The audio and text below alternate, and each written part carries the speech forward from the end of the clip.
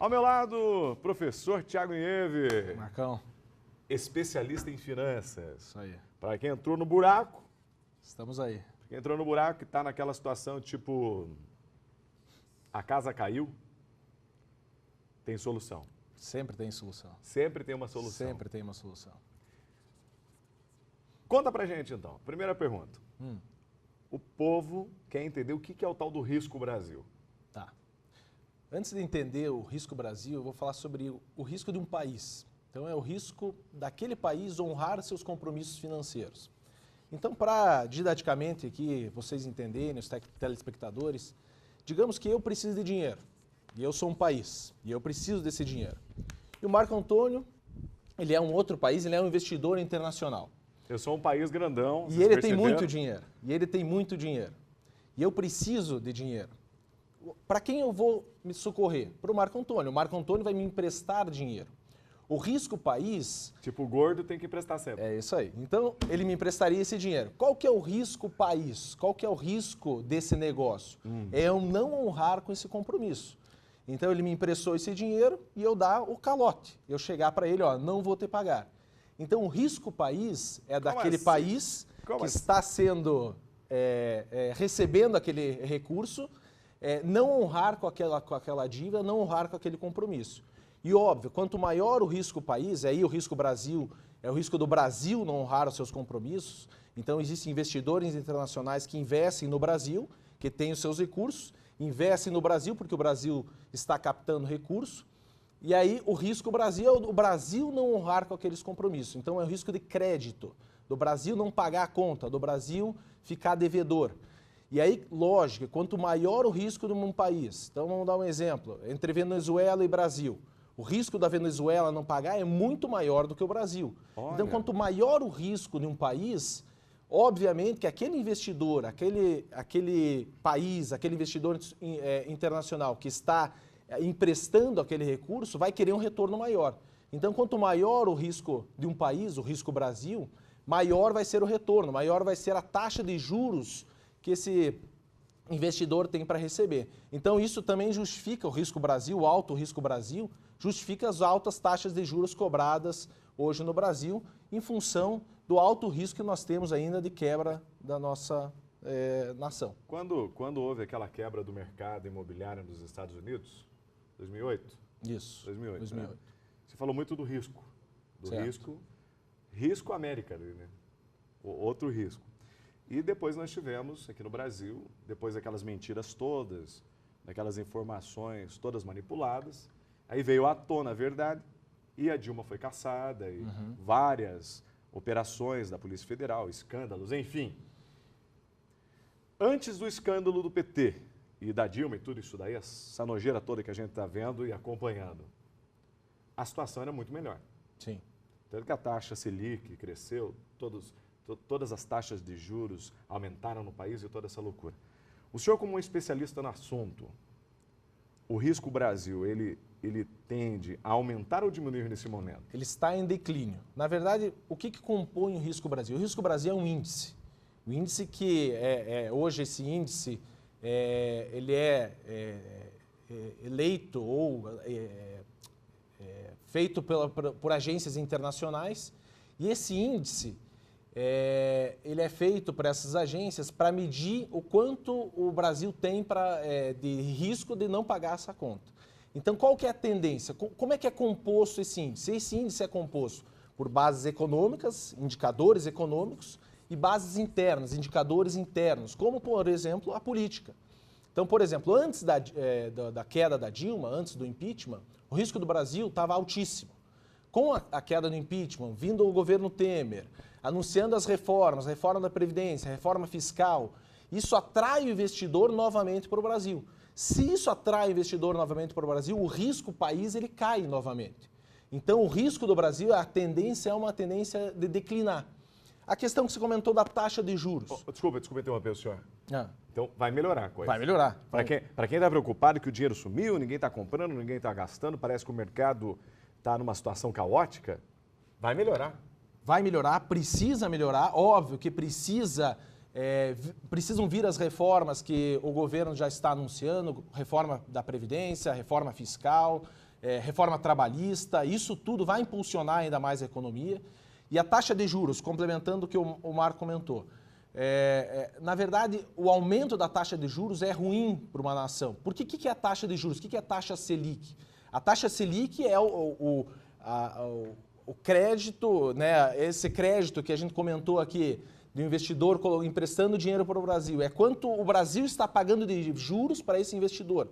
Então, países com altas taxas de juros dificultam muitas vezes o empreendedorismo, dificultam investimentos na economia produtiva. Então, altas taxas de juros são prejudiciais. Então, a tendência, e é o que tem acontecido também, é uma queda da taxa de juros para que isso também diminua ainda mais o risco Brasil. Muito bem, eu vou liberar o WhatsApp agora, 98792-2356. Está na tela, muito bem, 98792-2356. Pode pôr na tela, vamos lá. Chegou. Qual o impacto do risco Brasil para o investidor? É a Marina e ela fala do sítio cercado. Veja bem, o risco Brasil é o risco soberano, é o risco do Brasil, que é o que está emprestando dinheiro, vamos colocar assim, não pagar suas contas. Então, o investidor quando vai investir num título público, por exemplo, ele tem o risco soberano do Brasil chegar, olha, eu não vou pagar esse título público. Eu não vou pagar esse dinheiro que você está me emprestando. Então, é um risco de crédito. Existe risco para o investidor? Claro que existe, mas é um baixo risco. Porque o risco soberano hoje, se o Brasil quebrar, vira um caos político, um caos econômico. Então, independente de onde estiver o teu dinheiro, ele vai para o buraco. Essa que é a ideia. Então, é um baixo risco de crédito. Você investir hoje em título público ou emprestar dinheiro para o governo, é um investimento com baixo risco de crédito. Então, existe risco para o investidor? Existe, mas um risco muito baixo. O que o investidor ele precisa estar ciente com o risco? Principalmente as taxas que são aplicadas. Então, basicamente, o risco de crédito ele é anulado por ter um risco soberano. O risco do Brasil quebrar, do Brasil não pagar os seus compromissos. Então, onde que você tem que analisar quando você investe em tesouro direto? Você tem que analisar o retorno que esse título está te dando. O retorno no curto prazo, no médio prazo, no longo prazo. Se está atrelado à inflação, não está. Então, diversos fatores que são importantes para que aonde você coloque seu dinheiro e não é uma perda de recursos, mas uma perda de oportunidade de ter outros investimentos melhores que te deem um maior retorno. Muito bem, vamos a mais perguntas. Na tela, por gentileza. E a pergunta é do Caio, lá de Londrina. Boa pergunta! Olha, comentamos a inflação. Professor, o que é inflação, professor? Bom, resumidamente falando, a inflação é o poder de compra do trabalhador brasileiro. O que é o poder de compra do trabalhador brasileiro?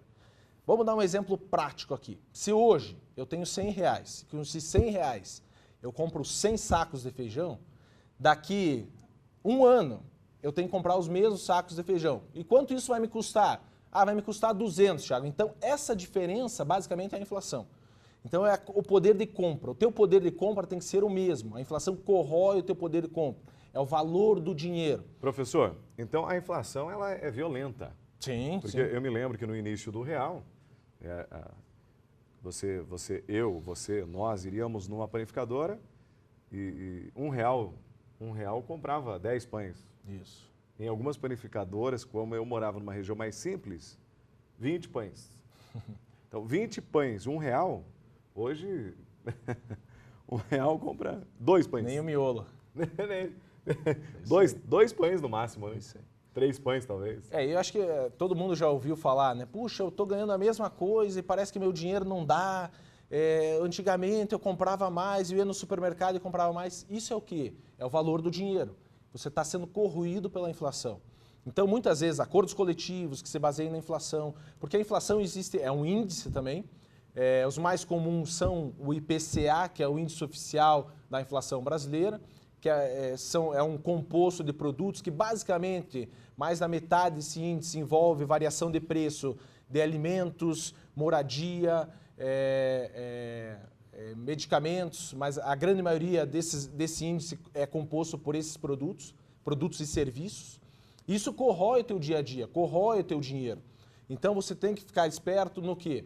Você que é investidor, puxa, eu vou investir em poupança, por exemplo. Há 2 anos atrás, a inflação ultrapassou 10%.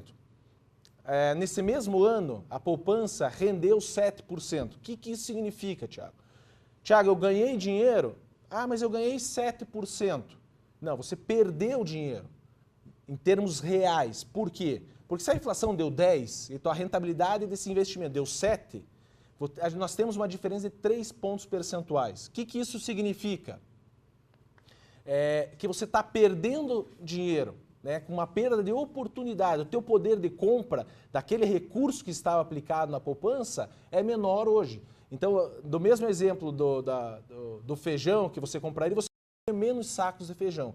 Então, a inflação corrói o teu dinheiro, você tem que cuidar com a inflação. Antigamente, por exemplo, como você citou, as pessoas eram inflações estratosféricas, não chega mais a esse índice de inflação que ultrapassou até casa de 2 dígitos. Isso não acontece mais.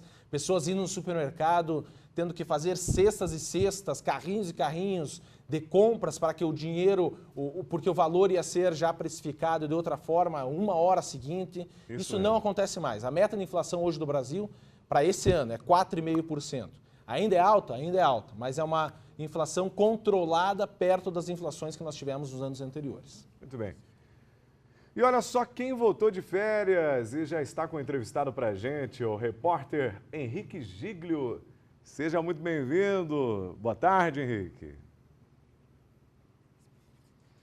Olá, Marco Antônio. Boa tarde a você, boa tarde a todos. Estava com saudades de mim, Marco? Eu também estava com saudade de você. Um grande abraço a todos do Compartilhe.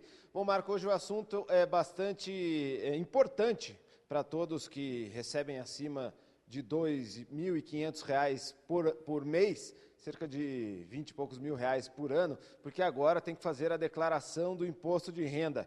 Até o próximo dia 28 de abril, todos que recebem acima deste valor têm que fazer a declaração do imposto de renda. Eu estou aqui com o Dr. Monri Olsen, ele é advogado, dá aula no MBA de Controladoria e Finanças e também de pós-graduação em Direito Tributário na Universidade Positivo, e ele vai nos explicar um pouquinho mais sobre essa situação do imposto de renda. Dr. Monri, seja muito bem-vindo aqui ao Compartilhe.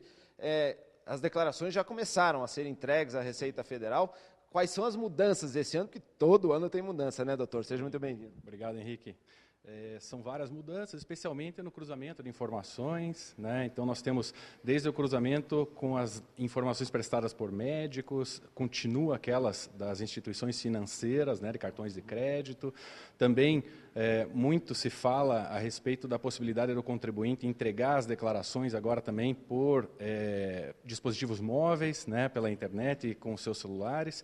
Mas o principal que a gente tem notado é cada vez mais o cerco se fechando contra sonegadores. Né? Então, quando a gente fala nesse ano 2017, que é o ano calendário 2016, além desses dados, né, todos aqueles que durante o ano receberam rendimentos tributáveis acima de 28.560 ou que tiveram patrimônio acima de 300 mil reais, uma série de requisitos, nós temos cada vez mais oportunidades de troca de informações entre diferentes órgãos, seja instituições financeiras, os próprios cartórios, né, quando a gente tem as DIMOBs, os médicos agora, com as DIMED, o e-social, então, para aqueles que têm empregados domésticos, né, que de alguma maneira querem abater uma parte disso como despesa dedutível, isso também é trocado informação com a Receita Federal. Então, quer dizer, só para deixar bem clara essa informação, é quem recebe acima de 28 mil reais por ano, é isso? Exatamente. E com patrimônio, rendimentos também isentos acima de 40 mil reais,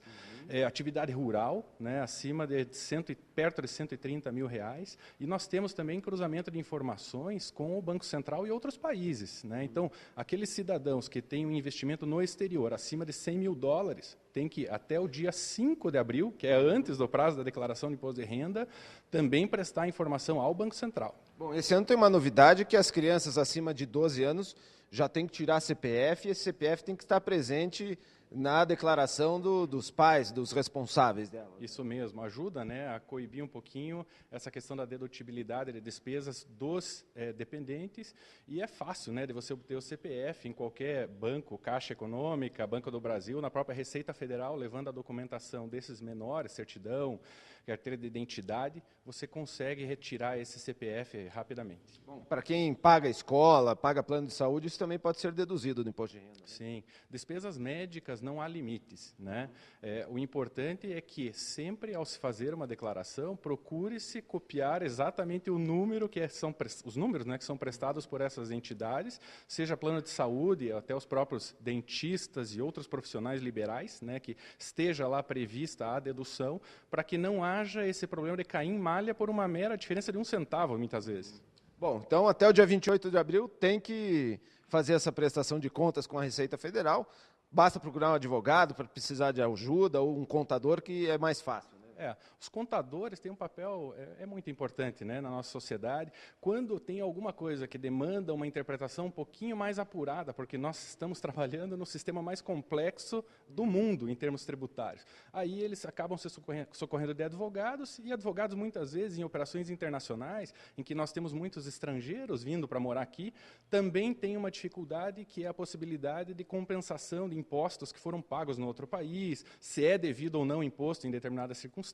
Então, daí esse trabalho conjunto com os contadores. Tá legal, muito obrigado essa participação do professor e advogado Mohren Olsen, que conversou conosco aqui no Compartilhe, Marco Antônio. Então você vá lá e faça a sua declaração até o próximo dia 28 de abril. Tem bastante tempo, dá para reunir todos os documentos. E você faça a sua também, viu, Marco Antônio? Vou fazer, prometo. Seja bem-vindo. Grande abraço. Muito bom, muito bom.